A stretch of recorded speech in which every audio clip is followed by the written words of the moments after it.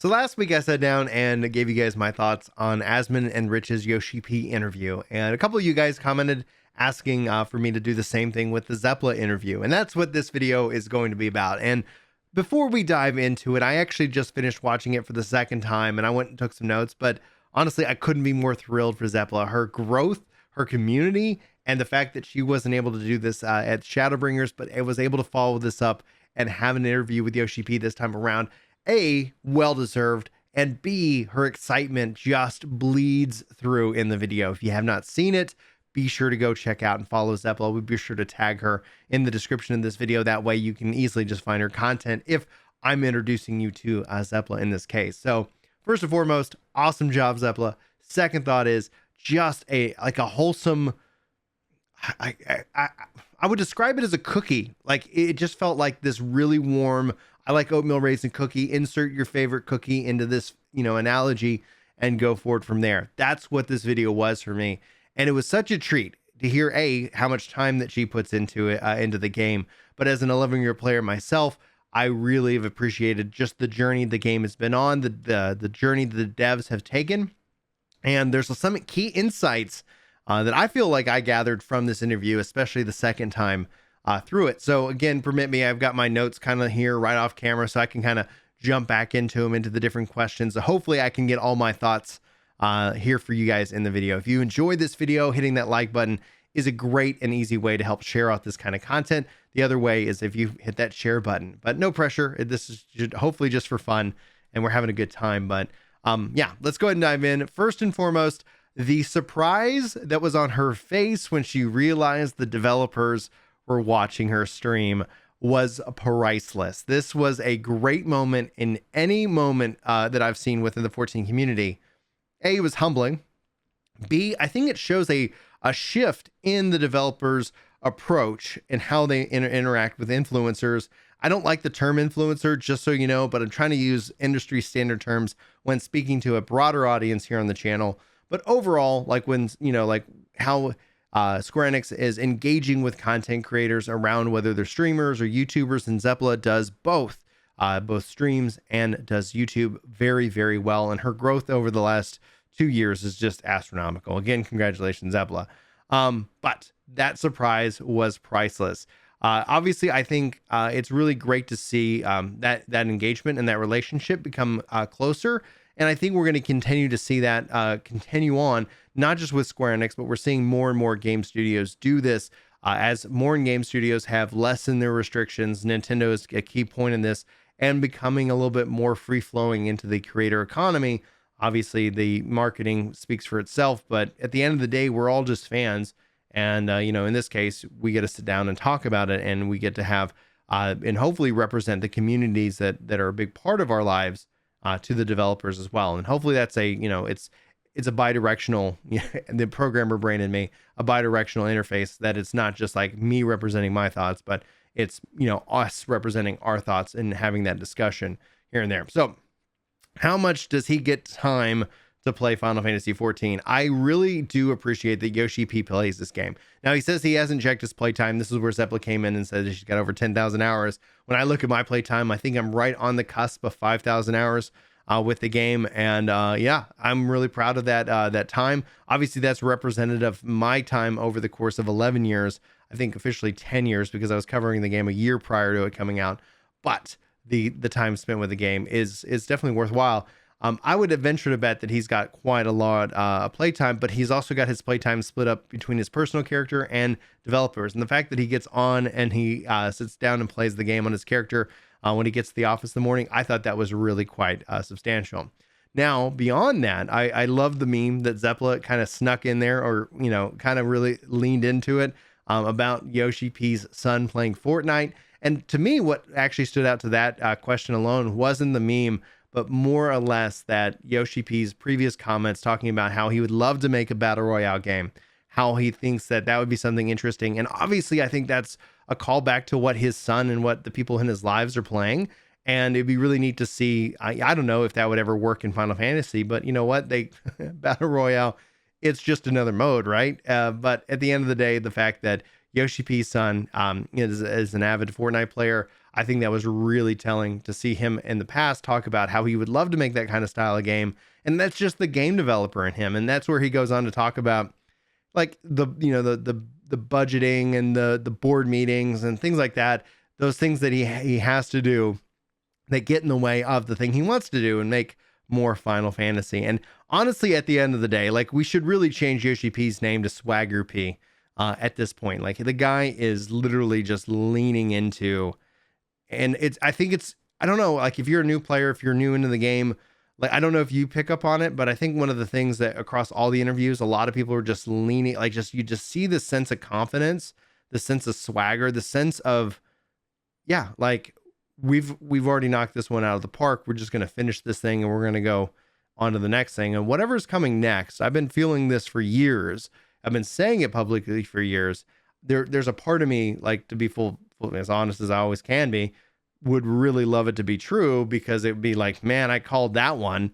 But also I think the part of me that it wants it to be true, I think benefits everybody in the community. But we'll have to wait and see. If you guys don't know, I feel like they've been working on something really big behind the scenes. When Shadowbringers came out, people were like, oh, it was Shadowbringers. I was like, no, something even bigger. And YoshiP seems to start to lean into that when they start talking about redoing the textures, because he's already commented in previous interviews how big of a task that is. So when he starts talking about taking on these big tasks, and you pair it with the spare no expense line that they gave us with the 24 million players, it feels to me like Square Enix is like, yes, we're backing this full force. And even in today's video that I posted, and maybe it'll be when this goes up, maybe it's another day from now. But when I'm talking about like Final Fantasy Tactics Remaster, like I'm hoping that we start to see a really engaged, focused Square Enix that really both leans into making new IP, because that's important. You know, in the case of, I'm thinking Forsaken, but that's not the case. We'll get to it. My brain's just not working today. But also with the focus on like, what are some really good franchises that deserve the love, even if they're not multi-million, unit sellers, right? Final Fantasy Tactics being a key pillar in that. I'd love to see that something come back into play for a new generation who've never had the opportunity, or maybe they haven't downloaded it on their phones. At the end of the day, that's another topic for another day. So, we covered that one. YoshiP's son on Fortnite. I think that's really telling as a dad. Then he gets into kind of the wisdom of the phrase, you think you do, but you don't. This is the takeaway that I get from that. One of the things that I think with the lessons that 14 had to learn, YoshiP came in. I remember his letter to the community when he took over. He took over and then he essentially wrote everybody on the first of the new year. And that's a yearly tradition he's kept up every year since. But he introduced himself that way to us on that day. And since then, he has been more communicative. Like he has changed the culture at Square Enix, especially for his division. But overall, going through and talking about why something is the way it is, what they've looked into, why it's either going to take a long time, or it presents a challenge, or that's something that they have to look to in the future. He gives so much more information. It allows the conversation to shift into, well, this is the reason why. And that ends up kind of defeating this kind of, I guess, mythos that ends up building around like, oh, the devs, they just don't care, or they just don't get it, or they're out of touch, or they just don't play the game. And when YoshiP is able to respond with, oh, we looked into that, we tested it, these were the results within the system, and it ended up causing these problems that we're not saying we're not going to do it. We're just saying that we are looking into it. And based off of that, we decided to prioritize X. And everybody goes and looks around. And it's like, oh yeah, X was actually really good. We really appreciate that we got X. And it's like, yes, now we're going to try to continue to look into that. We're open for feedback. It's like that kind of relationship the YoshiP's established is, it allows for us not to have you think you do, but you don't moments, because YoshiP says, well, have you thought about X, Y, or Z? Those are some of the things that would have to come into play to help balance that out. And it ends up becoming more of a dialogue, more of a discussion than some kind of friction that we see in other franchises. Obviously, you think you do, but you don't.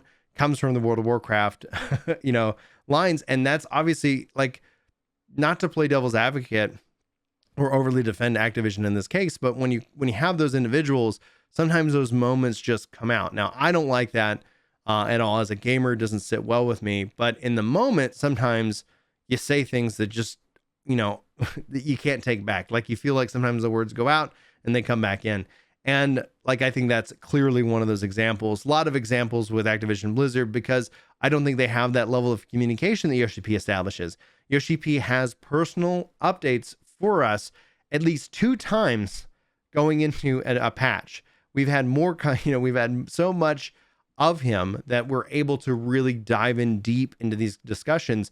And I think that's really critical to the game. Now, whether that changes after 6, and 6.1, that's also a piece that if you guys are gathering all the different interview pieces, that's something here to be at play as well. So there's a lot to unpack. There's a lot going on, and I'm excited regardless of what happens. But I think that's a wonderful answer. And one of the things that's a key difference maker in this game, I think communication is critical. Like when you look at companies that don't communicate, it just gives people the ability to imagine kind of the worst case scenario, and that ends up becoming maybe the truth. And maybe it is the truth, but if nothing else, it allows, YoshiP, I think, sets a new standard for how game developers in these games as a service games should communicate, because it's not just a game or a service. It's also kind of that relationship that we have, that trust that we have, and we want to continue to invest our time in that game because that time is moving forward and there is a direction to it in that regards.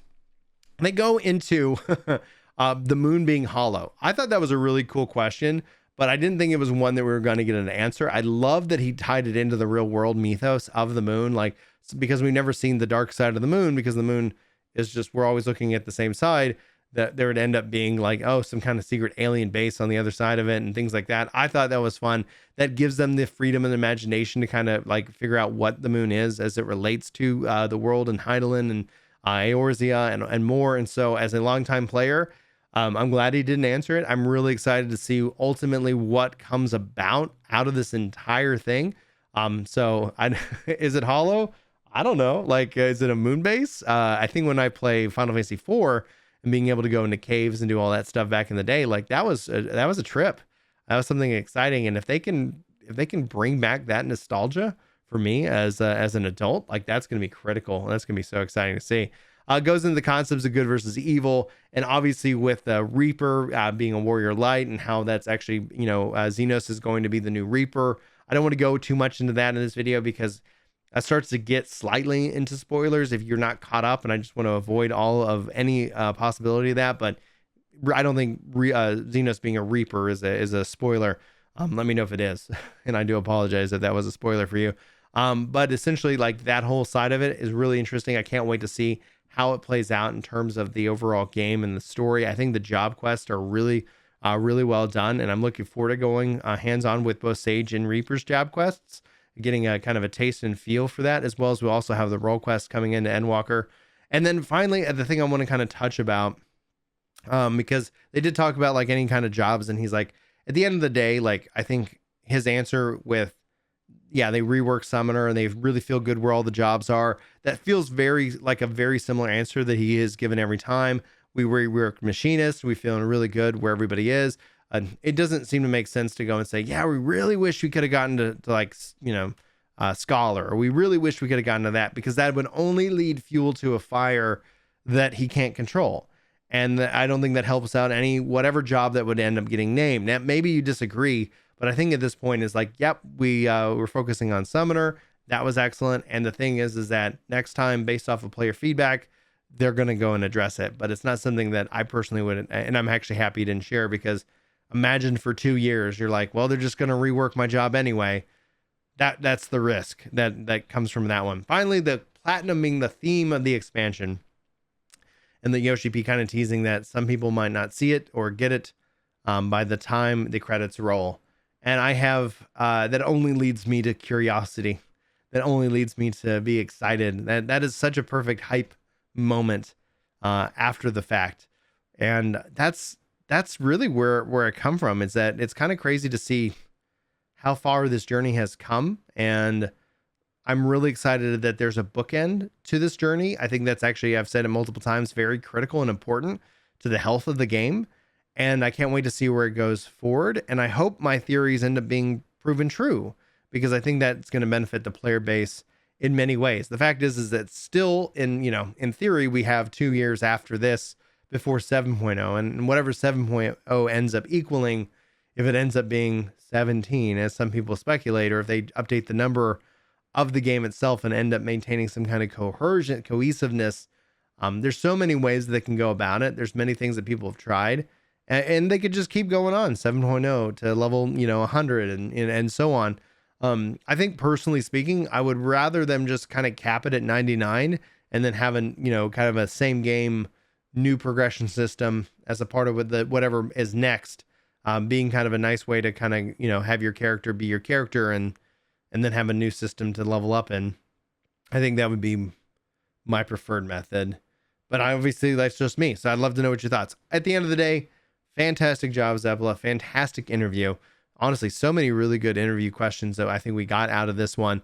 A couple, ones that weren't so great, but you guys can go probably find those and weigh in there. I'm going to wrap up, guys. Thanks for watching. Thanks for listening. Thanks for being here. Hopefully you enjoyed my thoughts on Zepla's interview. If there's another interview that you'd like me to cover, sound off in the comments below. And if I haven't seen it, which I think I've seen all of them, I'll go watch it. And if I have seen it, I'll go watch it again and I'll take some notes and then give you guys my thoughts on the interview itself. Guys, thanks for listening. You guys rock. Love you faces. For returning subscribers, by the way, high five. There you go. Hopefully I'll see you in my next video, but until then, take care.